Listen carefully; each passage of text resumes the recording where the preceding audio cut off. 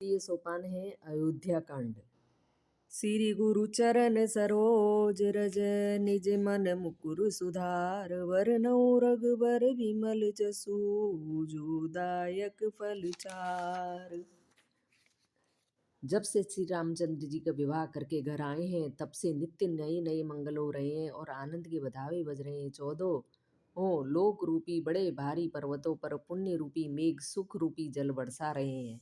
सबके हृदय में ऐसी अभिलाषा है और सब महादेव जी को मनाकर कहते हैं कि राजा अपने जीते जी श्री रामचंद्र जी को युवराज पद दे दे।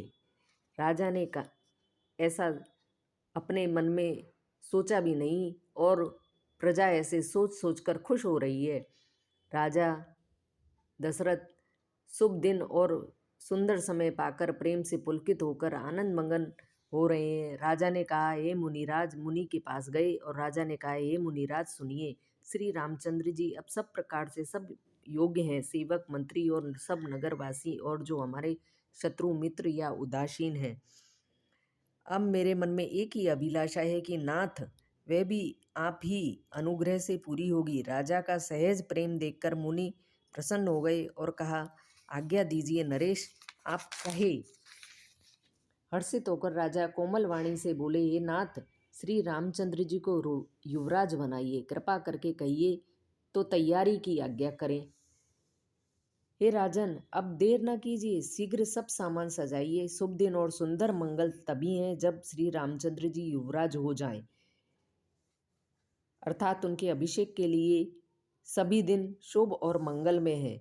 यदि पंचकों को ये मत अच्छा लगेगा तो हृदय में हर्षित होकर आप लोग श्री रामचंद्र जी का रास तिलक कर दीजिएगा। राजा ने कहा, श्री रामचंद्र जी के राज्याभिषेक के लिए मुनिराज वशिष्ठ जी की जो जो आज्ञा हो आप लोग वही सब तुरंत करें। ऐसा सोचकर ध्वजा पताका तोरण कलश घोड़े रथ और हाथी सबको सजाओ। मुनिश्रेष्ठ वशिष्ठ जी के वचनों को शिरोधार्य करके सब लोग अपने अपने काम में लग गए। श्री रामचंद्र जी के राज्याभिषेक सुहावनी सुनते ही अवध भर में बड़ी धूम से बधावे बजने लगे। रामचंद्र जी और सीता जी शरीर में शुभ शकुन सूचित हुए। उनके सुंदर मंगल अंग फड़कने लगे। तब राजा ने वशिष्ठ जी को बुलाया और शिक्षा देने के लिए रामचंद्र जी से महल में भेजा। गुरु का आगमन सुनते ही श्री रघुनाथ जी दरवाजे पर आकर उनके चरणों में मस्तक नवाया।